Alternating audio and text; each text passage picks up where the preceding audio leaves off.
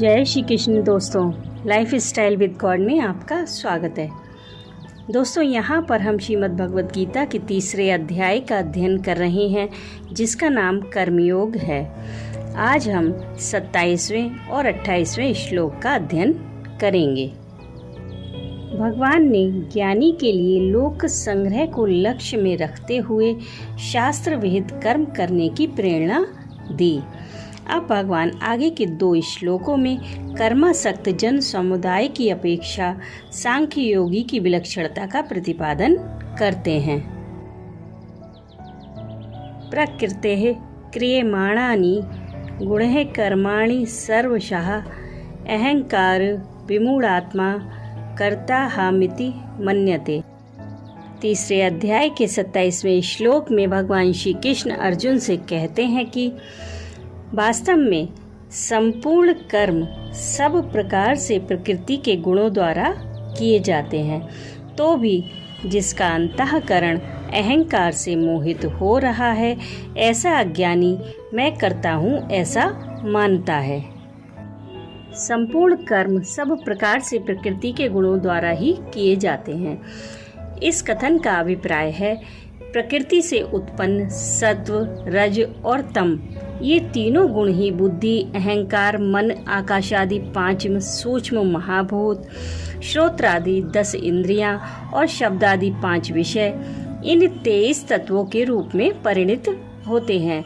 ये सब के सब प्रकृति के गुण हैं तथा इनसे ही अंतःकरण और इंद्रियों का विषयों को ग्रहण करना, अर्थात बुद्धि का किसी विषय में निश्चय करना, मन का किसी विषय को मनन करना, कान का शब्द सुनना, त्वचा का किसी वस्तु को स्पर्श करना, आँख का किसी रूप को देखना, जिह्वा का किसी रस को आस्वादन करना, घ्राण का किसी गंध को सूंघना, वाणी का शब्द उच्चारण करना, हाथ का किसी वस्तु को ग्रहण करना, पैरों का गमन करना, गुदा और उपस्थ का मलमूत्र त्याग करना कर्म है।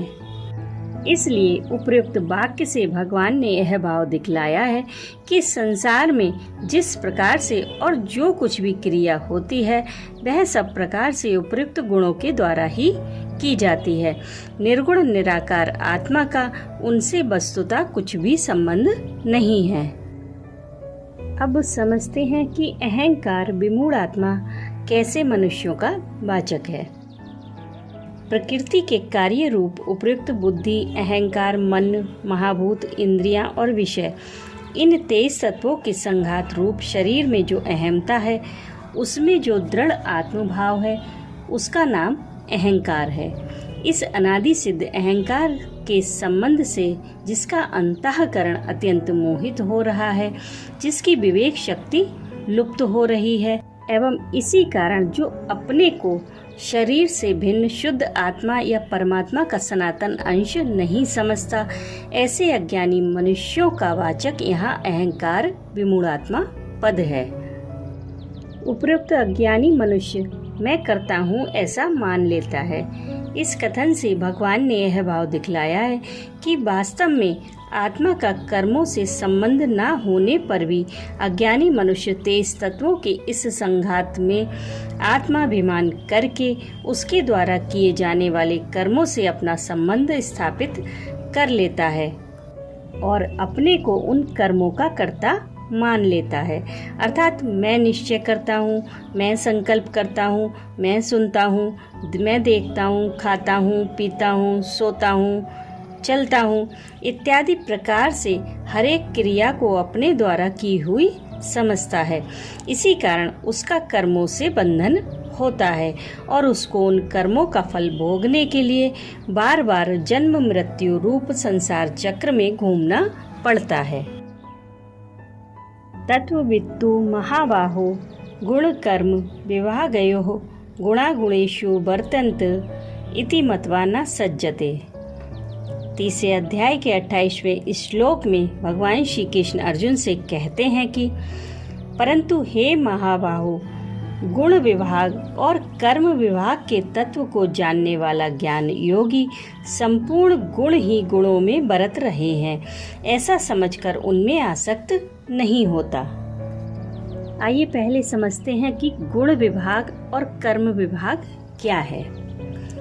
सत्व, रज और तम, इन तीनों गुणों के कार्य रूप जो 23 तत्व हैं, जिनका वर्णन पूर्व श्लोक की व्याख्या में किया गया है, उन 23 तत्वों का समुदाय ही गुण विभाग है। और उपर्युक्त गुण विभाग से जो भिन्न भिन्न क्रियाएं की जाती हैं, जिनका वर्णन पूर्व श्लोक की व्याख्या में किया जा चुका है, जिन क्रियाओं में कर्तव्याभिमान एवं आसक्ति होने से मनुष्य का बंधन होता है, उन समस्त क्रियाओं का समूह ही कर्म विभाग है। उपर्युक्त गुण विभाग और कर्म विभाग सब प्रकृति का ही विस्तार है। अतएव ये सभी जड़, क्षणिक, नाशवान और विकारशील हैं, मायामय हैं, स्वप्न की भांति बिना हुए ही प्रतीत हो रहे हैं। इस गुण विभाग और कर्म विभाग से आत्मा सर्वथा अलग है। आत्मा का इनसे जरा भी संबंध नहीं है। वह सर्वथा निर्गुण, निराकार, निर्विकार, नित्य, शुद्ध, मुक्त और ज्ञान स्वरूप है। इस तत्व को भली भांति समझ लेना ही गुण विभाग और कर्म विभाग के तत्व को जानना है। गुण विभाग और कर्म विभाग के तत्व को जानने वाला ज्ञान योगी संपूर्ण गुण ही गुणों में बरत रहे हैं, ऐसा समझकर उनमें आसक्त नहीं होता।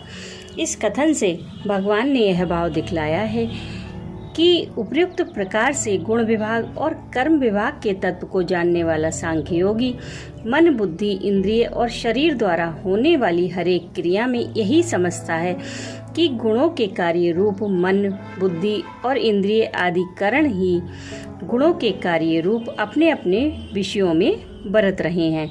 मेरा इनसे कुछ भी संबंध नहीं है। इस कारण मैं किसी भी कर्म में या कर्म फल रूप भोगों में आसक्त नहीं होता, अर्थात किसी भी कर्म से या उसके फल से अपना किसी प्रकार का भी संबंध स्थापित नहीं करता। उनको अनित्य, जड़, विकारी और नाशवान तथा अपने को सदा सर्वदा नित्य, शुद्ध, बुद्ध, निर्विकार, अकर्ता और सर्वथा असंग समझता है। राधे राधे।